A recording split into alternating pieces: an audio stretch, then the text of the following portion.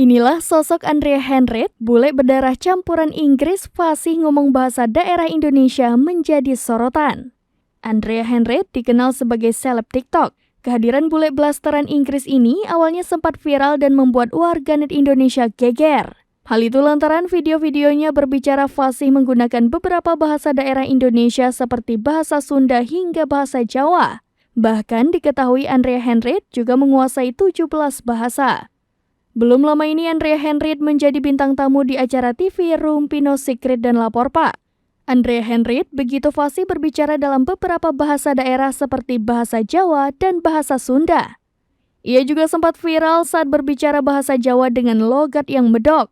Setelah diusut, meski keturunan dari Inggris, ternyata Andrea lahir di Indonesia. Bahkan bahasa Jawa merupakan bahasa ibunya meski ibunya bukan dari Jawa. Diketahui ayah Andrea berasal dari Inggris, sedangkan ibunya merupakan keturunan Indonesia di Sulawesi.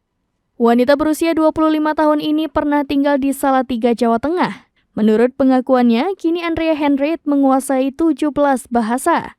Andrea fasih berbicara bahasa Jawa, Sunda, Manado hingga Batak. Sementara beberapa bahasa asing yang dikuasainya yakni Inggris, Mandarin, Jepang, India, Filipina, dan masih banyak lainnya.